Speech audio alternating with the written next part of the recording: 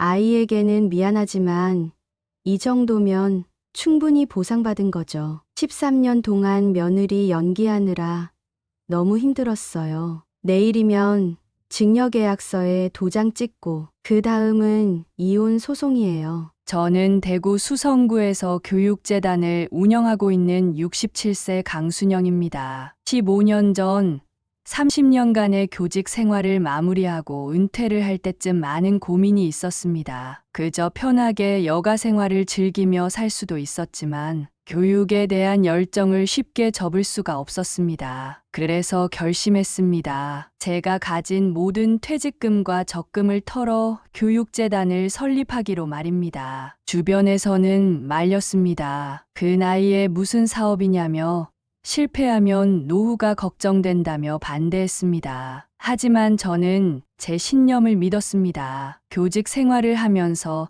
제가 늘 안타까웠던 것은 실력은 있지만 형편이 어려워 제대로 된 교육을 받지 못하는 학생들이었습니다. 그래서 저는 장학재단을 중심으로 한 교육재단을 세우기로 했습니다. 처음에는 정말 힘들었습니다. 작은 사무실 하나로 시작해서 지역 기업들을 찾아다니며 후원을 요청했고 퇴직한 교사 동료들을 설득해 멘토링 프로그램도 만들었습니다. 매일 밤늦게까지 서류 작업을 하고 주말에는 각종 교육 박람회를 찾아다니며 네트워크를 쌓았습니다. 그렇게 3년이 지나자 조금씩 성과가 나타나기 시작했습니다. 저희 재단의 장학생들이 좋은 성적을 내기 시작했고 지역 언론에서도 관심을 가져주었습니다. 큰 기업들의 후원도 이어졌고 재단의 규모는 점점 커져갔습니다. 5년 차가 되던 해에는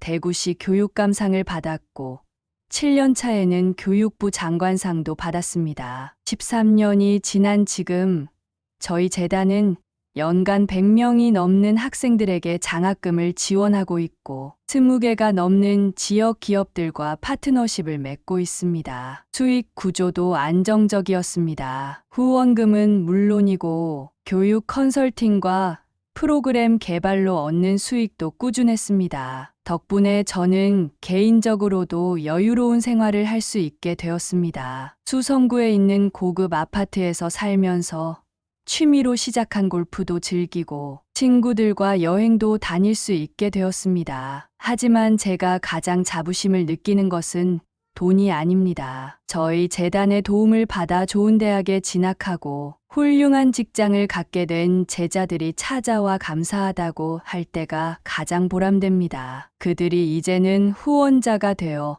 다른 학생들을 돕는 모습을 볼 때면 제가 올바른 선택을 했다는 확신이 듭니다. 제 며느리 오민주는 13년 전 아들과 결혼하면서 우리 가족이 되었습니다. 처음에는 대학에서 영어 교육을 전공하고 중학교 교사로 일하고 있다는 점이 마음에 들었습니다. 교육자의 길을 걸어온 저로서는 며느리의 직업이 무척 반가웠죠. 결혼 2년 차에 며느리가 저를 찾아왔습니다. 학교를 그만두고 입시학원을 차리고 싶다고 했습니다. 처음에는 안정적인 교직을 그만두는 것이 걱정되었지만 며느리의 열정적인 사업 계획을 보고 마음이 움직였습니다. 특히 저소득층 학생들을 위한 장학반을 운영하겠다는 계획은 저희 교육 철학과도 맞았습니다. 그래서 제가 직접 나서서 도와주기로 했습니다. 수성구에서 가장 번화한 학원가의 자리를 잡아주었고 제가 가진 인맥을 총동원해 유능한 강사진도 소개해 주었습니다. 교육재단에서 개발한 커리큘럼도 공유했고 초기 운영자금도 지원했습니다. 며느리는 제 기대 이상으로 열심히 했습니다. 아침 일찍부터 밤늦게까지 학원을 지켰고 주말에도 학생들을 위한 특강을 열었습니다. 명절에도 보충 수업을 하겠다고 할 정도로 열정적이었죠. 덕분에 개원 6개월 만에 입소문이 나기 시작했고 1년도 안 되어 수성구에서 손꼽히는 학원으로 자리 잡았습니다. 특히 인상 깊었던 것은 장학반 운영이었습니다. 며느리는 약속대로 성적은 우수하지만 형편이 어려운 학생들을 위한 장학반을 만들었고 이들을 위해 더 많은 시간을 투자했습니다. 이 학생들 중 여럿이 서울의 명문대에 합격하면서 학원의 명성은 더욱 높아졌습니다. 사업 수완도 대단했습니다. 코로나 시기에는 발빠르게 온라인 강의 시스템을 구축했고, 방학 특강 때는 타 지역 학생들을 위한 기숙 프로그램도 운영했습니다. 3년이 지난 지금 분원까지 2개를 낼 정도로 사업을 확장했습니다. 며느리의 성공은 우리 가족에게도 자부심이 되었습니다. 아들은 대학에서 연구에만 전념할 수 있게 되었고, 손주 민지는 며느리가 운영하는 학원에서 공부하며 실력을 쌓아갔습니다. 저는 며느리를 주변 사람들에게 자랑하기를 즐겼고, 며느리는 항상 저의 도움이 있었기에 가능했다며 감사했습니다. 하지만 지금 생각해보면 그때 며느리의 감사 인사가 너무 과했던 것 같습니다. 제가 조금만 더 의심했더라면 뒤에 벌어질 일들을 미리 알아챌 수 있었을지도 모릅니다. 하지만 그때 저는 며느리의 겸손한 태도와 성실함만을 보았고 그저 자랑스러웠을 뿐입니다. 지난달 손주 민지가 전국 중학생 영어 경시대회에서 대상을 받았던 날의 일을 잊을 수가 없습니다. 아침부터 대회장인 서울로 올라가는 며느리와 민지를 배웅하면서도 큰 기대는 하지 않았습니다. 전국에서 모인 3,000명의 참가자들 중에서 대상은 단 1명뿐이었으니까요. 하지만 오후 5시 며느리에게서 전화가 왔습니다. 떨리는 목소리로 민지가 대상을 받았다는 소식을 전해주었습니다. 저는 그 자리에서 눈물이 날 것만 같았습니다. 30년 교직 생활을 하면서 수많은 학생들을 가르쳤지만 손주의 수상 소식은 그 무엇과도 비교할 수 없는 기쁨이었습니다. 집으로 돌아온 민지는 트로피를 들고 환하게 웃었습니다. 대회 현장에서 찍은 사진을 보여주며 자신의 발표 순간을 생생하게 설명해 주었죠. 특히 마지막 즉흥 스피치 시간에 할머니가 항상 해주시던 말씀, 교육의 힘을 믿는다는 문장으로 스피치를 마무리했다는 이야기를 들었을 때는 가슴이 뭉클했습니다. 시상식 다음 날 지역 신문사에서 취재를 왔습니다. 기자는 교육재단 이사장의 손녀가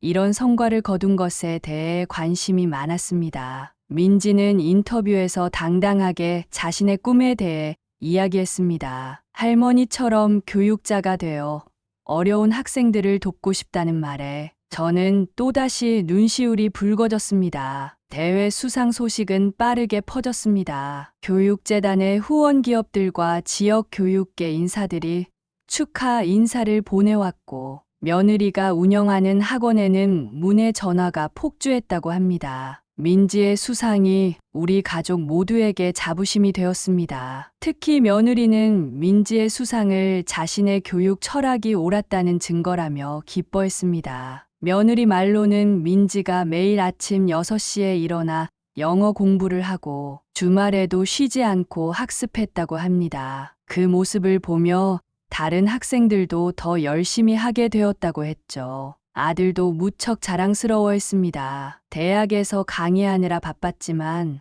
일부러 시간을 내서 민지를 위한 축하 파티를 준비했습니다. 저는 그날 처음으로 우리 가족이 이렇게 완벽한 모습이구나 하는 생각이 들었습니다. 하지만 그때는 몰랐습니다. 이 수상이 며느리에게 또 다른 야망을 키우는 계기가 되리라는 것을. 민지의 우수한 성적이 며느리의 진정성을 입증하는 것 같아 보였고, 그래서 제가 며느리를 더욱 신뢰하게 만들었습니다. 그것이 제가 큰 결심을 하게 된 이유가 되었다는 것을 그때는 전혀 알지 못했습니다. 며느리를 향한 제 신뢰는 날이 갈수록 커져갔습니다. 학원 운영은 날로 번창했고, 더욱이 며느리는 제가 운영하는 교육재단의 일까지 돕겠다고 나섰습니다. 주말마다 재단의 장학생 멘토링 프로그램에 참여했고, 방학 때면 재단에서 주최하는 캠프의 강사로도 활동했습니다. 특히 인상 깊었던 것은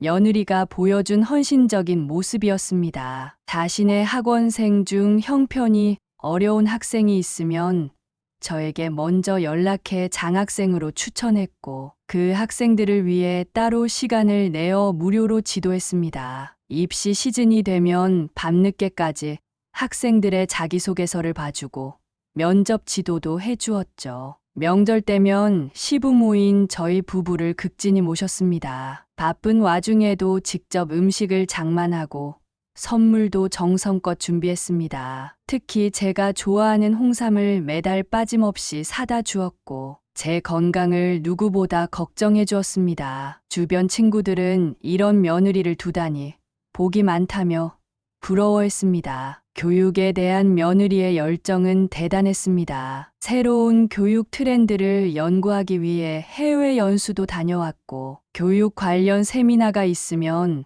전국 어디든 찾아다녔습니다. 그런 노력 덕분인지 며느리의 학원은 대구에서 가장 성공한 입시학원으로 자리 잡았고 전국적으로도 이름이 알려지기 시작했습니다. 손주 민지의 교육에도 누구보다 열심이었습니다. 아침 저녁으로 민지의 학습을 관리하고 진로 상담도 꾸준히 해주었습니다. 그 결과 민지는 전국 단위 대회에서 연이어 수상하며 중학생 중에서도 두각을 나타내기 시작했습니다. 이런 며느리의 모습을 보며 저는 깊은 감동을 받았습니다. 단순히 사업적 성공을 넘어 진정한 교육자로서의 면모를 보여주었기 때문입니다. 제가 평생 추구해온 교육 철학을 며느리가 이어받아 더 발전시키고 있다고 생각하니 더없이 뿌듯했습니다. 그러던 어느 날 며느리가 조심스럽게 제 의견을 물어왔습니다. 학원을 더 확장하고 싶은데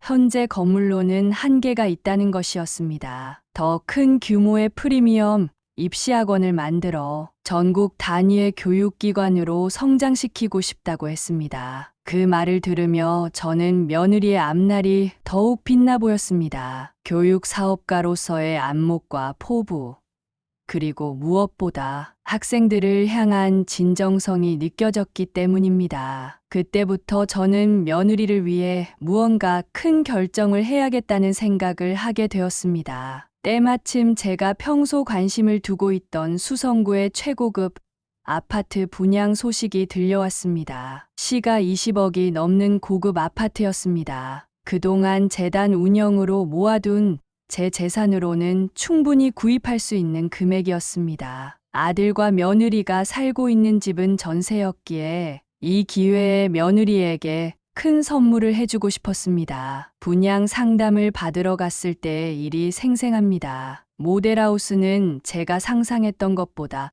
훨씬 더 호화로웠습니다. 40평대의 고급스러운 내부는 통창으로 수성구의 전경이 한눈에 들어왔고 천장은 높았으며 최고급 빌트인 가전이 모두 포함되어 있었습니다. 특히 서재와 드레스룸이 있는 구조가 마음에 들었습니다. 상담 과정에서 알게 된 사실이 있었습니다. 이 아파트는 수성구에서 가장 핫한 학원가와 가깝다는 것이었습니다. 며느리가 운영하는 학원과는 차로 10분 거리였고 주변에 명문 중고등학교도 많았습니다. 민지의 교육을 위해서도 더할 나위 없이 좋은 위치였습니다. 그날 밤 저는 오랜 시간 고민했습니다. 20억이라는 금액이 적지 않았지만 며느리가 보여준 그동안의 효심과 성실함을 생각하면 아깝지 않았습니다. 무엇보다 며느리가 계획하는 프리미엄 학원 사업을 위해서는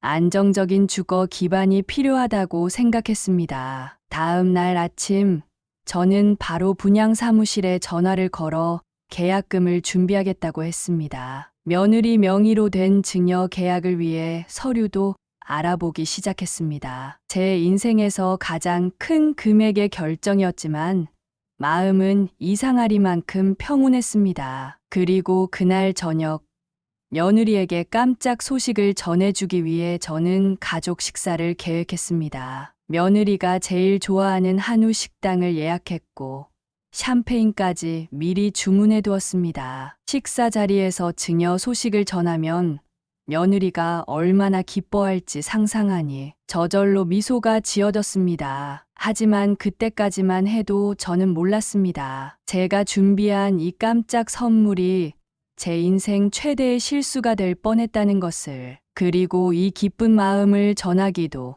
전에 충격적인 사실을 알게 되리라는 것을 말입니다. 며느리에게 아파트를 증여하기로 마음먹은 후 저는 바로 실행에 옮겼습니다. 평소 제가 신뢰하던 법무사 사무실을 찾아갔습니다. 30년 지기인 정 법무사는 제 사정을 듣고는 한참을 망설이더니 신중하게 조언을 해주었습니다. 증여세가 상당할 것이라는 이야기부터 향후 발생할 수 있는 법적 문제들까지 꼼꼼하게 설명해 주었습니다. 특히 이혼 시 재산 분할 문제에 대해서도 언급했는데 그때는 그런 걱정이 전혀 필요 없다고 생각했습니다. 오히려 제가 웃으면서 우리 며느리한테 미안한 소리라며 넘겼던 기억이 납니다. 법무사와의 상담을 마치고 필요한 서류들을 준비하기 시작했습니다. 부동산 등기부등본, 주민등록등본, 가족관계증명서 등을 발급받았고 증여계약서 초안도 검토했습니다. 계약금도 바로 입금했고 중도금 납부 계획도 세웠습니다. 특히 신경 쓴 것은 증여 시기였습니다. 며느리의 생일이 한 달 앞으로 다가오고 있었기 때문에 그날 맞춰서 모든 절차를 마무리하고 싶었습니다. 생일날 아침 며느리에게 증여계약서를 건네며 깜짝 선물을 해주고 싶었습니다. 계약 날짜는 다음 주 월요일로 잡았습니다. 아들과 며느리의 도장도 필요했기에 주말에 가족들이 모두 모일 수 있는 시간을 고려했습니다. 법무사 사무실에서는 이미 모든 서류를 준비해 두었고 저는 건네줄 계약금도 통장에 준비해 두었습니다. 그리고 마지막으로 분양 사무실을 한 번 더 방문했습니다. 인테리어 상담을 받으며 며느리가 좋아할 만한 스타일을 미리 체크해 두었습니다. 가구나 가전제품의 색상까지 꼼꼼하게 확인했고 거실 창가에 놓을 피아노 자리도 점 찍어 두었습니다. 하지만 그날 저녁 제 오랜 친구 한 명이 급하게 저를 찾아왔습니다. 무슨 일이냐고 물었지만 앉아서 이야기를 하자며 심각한 표정을 지었습니다. 그리고 그때 친구는 자신의 가방에서 조그만 녹음기를 꺼냈습니다. 오랜 친구 김 여사가 제 집을 찾아온 건 그날 저녁 7시경이었습니다. 40년 지기인 친구는 평소와 달리 안색이 좋지 않았고 무언가 망설이는 듯한 표정이었습니다. 차를 한 잔 내어오며 무슨 일이냐고 물었지만 쉽게 말을 꺼내지 못했습니다. 한참을 망설이던 친구는 결국 떨리는 손으로 가방에서 조그만 녹음기를 꺼냈습니다. 오늘 오후에 있었던 일이라며 말을 시작했습니다. 수성구에 있는 한 카페에서 우연히 제 며느리의 목소리를 듣게 되었다고 했습니다. 처음에는 그냥 지나치려고 했는데 대화 내용이 심상치 않아 녹음했다는 것이었습니다. 솔직히 그때까지만 해도 저는 별것 아닐 거라고 생각했습니다. 우리 며느리가 어떤 사람인지 제가 제일 잘 알고 있다고 자부했으니까요. 하지만 친구는 제 손을 꼭 잡으며 녹음을 들어보라고 했습니다. 친구의 표정이 너무 진지해서 저는 마지못해 녹음기의 재생 버튼을 눌렀습니다. 처음 들린 것은 카페의 잔잔한 배경음악이었습니다. 그리고 이내 제 며느리의 목소리가 또렷하게 들려왔습니다. 누군가와 통화를 하는 중이었던 것 같았습니다. 처음에는 일상적인 대화였습니다. 하지만 점점 대화의 내용이 심상치 않아졌습니다. 그래. 이제 거의 다 된 것 같아. 시어머님이 완전히 넘어오셨어. 이번에 20억 아파트를 내 앞으로 사주신대. 그동안 고생 많았지? 제 심장이 덜컥 내려앉는 것 같았습니다. 하지만 이어지는 대화는 더 충격적이었습니다. 난 처음부터 계획이 있었어. 시어머님이 교육재단 하시는 거 보고 이 집안이라면 뭔가 될 것 같았거든. 처음에는 좀 힘들었지. 아침부터 저녁까지 학원에서 죽어라 일하고 시부모님 앞에서는 항상 웃는 얼굴로 있어야 했으니까. 손이 떨려왔습니다. 며느리의 목소리는 계속되었습니다. 이제 아파트만 내 앞으로 들어오면 끝이야. 그 다음에는 이혼하면 되지. 위자료에 재산 분할까지 하면 한 30억은 될 것 같아. 여기에 학원까지 있으니까 나 혼자 살아가는 데는 전혀 문제 없어. 녹음이 끝나고 방 안에는 무거운 정적만이 흘렀습니다. 친구는 말없이 제 어깨를 두드렸고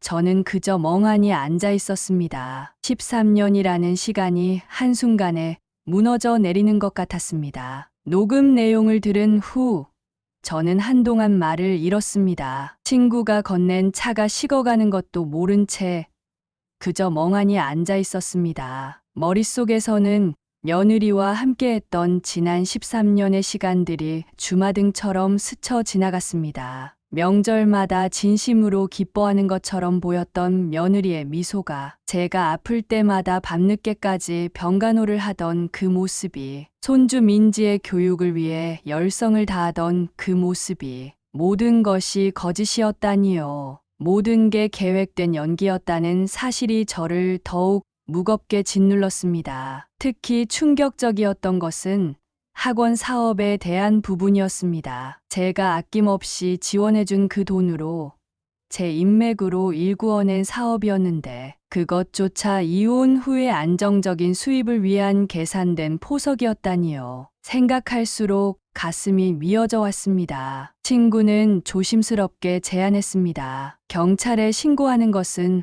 어떻겠냐고요. 사기 미수로 고소가 가능할 거라고도 했습니다. 하지만 저는 그럴 수가 없었습니다. 아들과 손주 민지의 얼굴이 떠올랐기 때문입니다. 무엇보다 마음이 아팠던 것은 손주 민지를 위한 며느리의 헌신마저도 가식이었을지 모른다는 생각이었습니다. 영어 경시대회에서 대상을 받던 날, 며느리가 흘리던 눈물도 연기였을까요? 민지의 교육을 위한다며 밤늦게까지 공부를 봐주던 그 시간들도 모두 계산된 것이었을까요? 그날 밤, 저는 한숨도 자지 못했습니다. 베개를 적시며 눈물만 흘렸습니다. 가장 믿었던 사람에게서 배신을 당했다는 사실보다 제가 그동안 얼마나 어리석었는지를 깨달은 것이 더 아팠습니다. 돌이켜보니 모든 정황이 이상했습니다. 지나치게 완벽했던 며느리의 효도, 필요 이상의 애교스러운 행동들, 재산에 대해 자주 묻던 질문들, 제가 그토록 믿고 의지했던 모든 것들이 하나의 거대한 거짓이었다는 사실을 받아들이기가 너무나 힘들었습니다. 밤새 고민한 끝에 저는 다음 날 아침 아들을 따로 만나기로 결심했습니다. 아들은 대학에서 강의가 있었지만 제가 급한 일이 있다고 하자 시간을 내주었습니다. 교수 연구실에서 아들을 만난 저는 한참을 말을 꺼내지 못했습니다. 아들이 걱정스러운 표정으로 어머니, 무슨 일 있으신 거예요?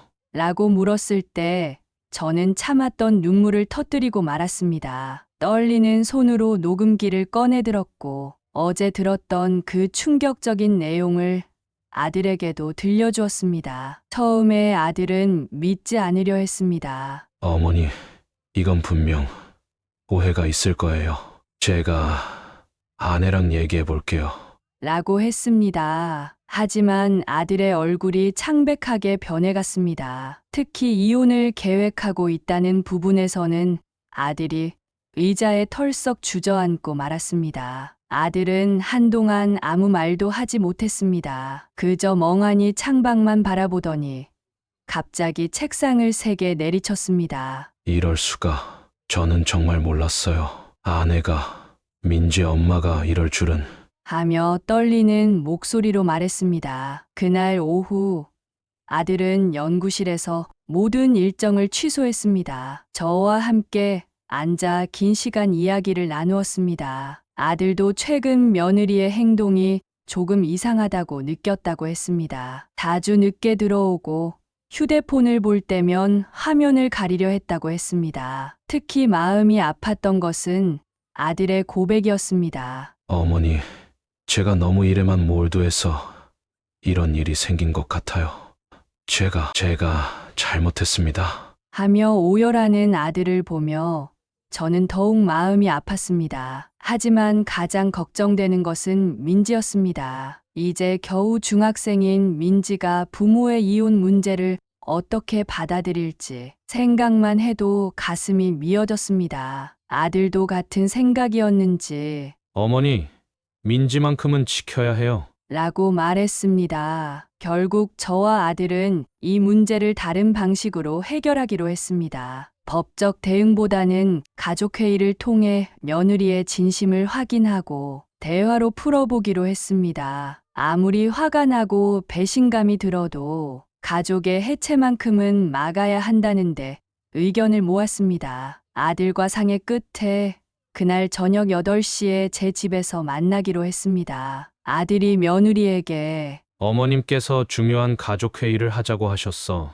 라고 전했다고 합니다. 며느리는 별다른 의심 없이 승낙했다고 했습니다. 아마도 제가 아파트 증여 이야기를 꺼낼 거라고 예상했던 것 같았습니다. 저는 오후 내내 집에서 준비를 했습니다. 평소 같았으면 며느리가 좋아하는 음식을 준비하고 꽃병에 꽃도 꽂아두었겠지만 이번에는 그러고 싶지 않았습니다. 그저 녹음기와 관련 서류들을 챙기며 마음을 다잡았습니다. 특히 신경 쓴 것은 증거 정리였습니다. 그동안 제가 며느리를 위해 했던 모든 금전적 지원 내역을 정리했습니다. 학원 초기 투자금부터 시작해서 매달 지원했던 운영비, 강사 소개비, 그리고 최근의 아파트 계약금까지 금액을 모두 더해보니 제 눈앞이 캄캄해졌습니다. 오후 7시 50분 현관벨이 울렸습니다. 아들과 며느리가 함께 들어왔습니다. 며느리는 평소와 다름없이 환한 미소를 지으며 들어왔고 어머님, 무슨 일이신가요?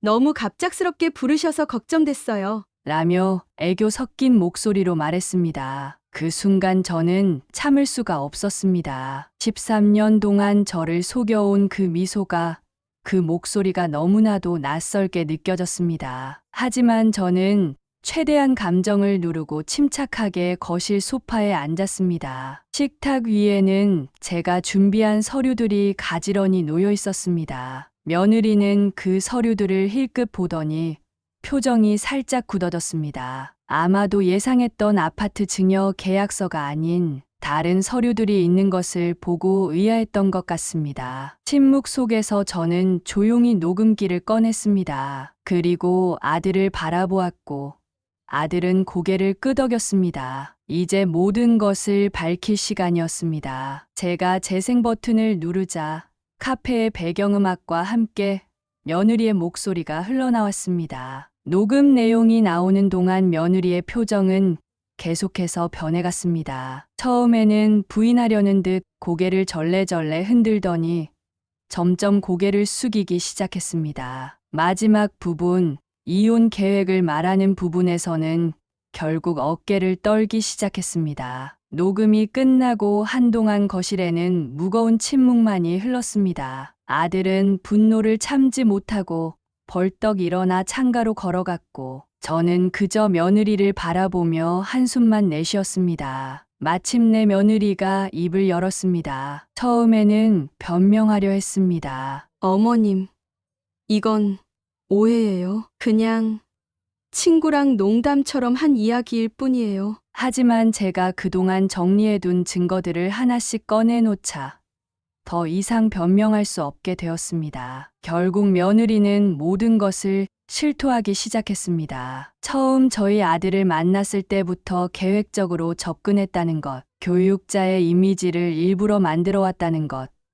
효도 며느리 역할도 계산된 연기였다는 것까지 모두 고백했습니다. 가장 충격적이었던 것은 손주 민지에 대한 이야기였습니다. 민지의 영어 대회 수상도 일부 조작이 있었다고 했습니다. 학원의 인맥을 동원해 특별 지도를 받게 했고 민지에게는 과도한 압박을 주면서 성과를 만들어냈다는 것이었습니다. 그 순간 아들이 참지 못하고 소리를 질렀습니다. 저는 재빨리 아들을 말렸습니다. 폭력적인 상황은 절대 만들고 싶지 않았기 때문입니다. 게다가 옆집에서 들을까 걱정도 되었습니다. 며느리는 결국 무릎을 꿇고 오열하기 시작했습니다. 어린 시절부터 가난했던 자신의 이야기, 돈에 대한 집착이 생기게 된 과정, 그리고 점점 욕심이 커져가며 이런 계획까지 세우게 된 경위를 털어놓았습니다. 며느리의 고백은 밤늦게까지 이어졌습니다. 처음에는 단순히 안정적인 결혼 생활을 꿈꾸며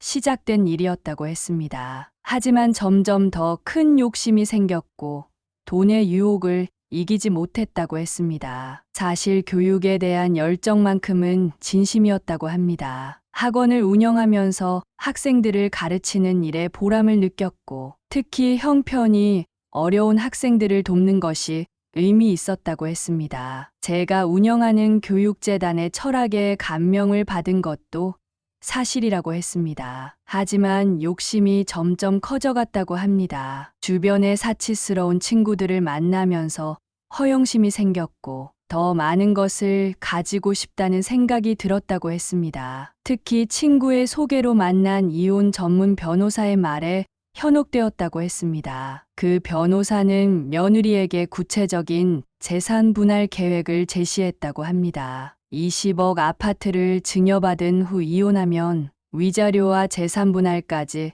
합쳐 30억 이상을 받을 수 있다고 했답니다. 완벽한 법적 조언까지 해주며 이런 계획을 부추겼다고 합니다. 며느리는 울면서 고백했습니다. 처음에는 그저 농담처럼 시작된 대화였는데 점점 현실화되기 시작했다고 했습니다. 재산 분할에 대한 달콤한 제안이 너무 매력적이었고 자신도 모르게 욕심의 구렁텅이에 빠져들었다고 했습니다. 아들을 보는 며느리의 눈빛에도 진심이 묻어 있었습니다. 남편의 성실함과 순수함을 알기에 더욱 죄책감이 들었다고 했습니다. 하지만 이미 마음속에 욕심이 자리 잡아 빠져나올 수가 없었다고 했습니다. 그렇게 며느리의 고백은 새벽 1시가 넘어서까지 계속되었습니다. 진심 어린 참회였는지 아니면 또 다른 연기였는지 저는 그때까지도 확신할 수 없었습니다. 며느리의 고백을 들은 후 저는 깊은 한숨을 내쉬었습니다. 분명 용서하기 힘든 배신이었지만 한편으로는 며느리의 진심 어린 참회가 마음에 와닿았습니다. 특히 민지를 생각하면 이 문제를 함부로 다룰 수 없다는 생각이 들었습니다. 아들은 여전히 분노를 감추지 못했습니다. 13년이라는 결혼 생활이 거짓이었다는 사실을 받아들이기 힘들어했습니다. 하지만 저는 조용히 아들의 어깨에 손을 얹었습니다. 준혁아, 우리 민지를 생각해보자. 이 한마디에 아들의 어깨가 축 처졌습니다. 저는 며느리를 바라보며 천천히 말을 이어갔습니다. 민주야, 내가 저지른 일은 분명 잘못된 거야. 하지만 지금이라도 진심으로 뉘우친다면 다시 시작할 기회를 주고 싶구나. 단, 이번 한 번뿐이야. 며느리는 놀란 듯 고개를 들었습니다. 아마도 완전한 파멸을 예상했던 것 같았습니다. 저는 계속해서 말을 이었습니다. 널 완전히 믿지는 못하겠지만 민지를 위해서라도 우리 가족을 지키고 싶구나. 내가 진정으로 변화하고 싶다면 나는 그 과정을 지켜볼 용의가 있어. 물론 조건이 있었습니다. 먼저 그 변호사와의 모든 연락을 끊을 것, 지금까지의 모든 일을 문서로 작성할 것, 그리고 가족 상담을 받을 것을 요구했습니다. 며느리는 눈물을 흘리며 모든 것을 수락했습니다. 특히 제가 강조한 것은 민지에 대한 부분이었습니다. 앞으로는 민지에게 과도한 부담을 주지 마라. 공부도 중요하지만 아이의 행복이 더 중요하단다. 이 말에 며느리는 더욱 깊이 고개를 숙였습니다. 그날 밤 우리 가족은 새로운 시작을 위한 첫 발걸음을 내딛었습니다. 완전한 용서는 아직 이르지만 구원의 희망은 열어두기로 했습니다. 무엇보다 가족의 해체보다는 치유와 화해의 길을 선택하고 싶었습니다. 여러분, 오늘 사랑수다방에서 나눈 이야기 어떠셨나요?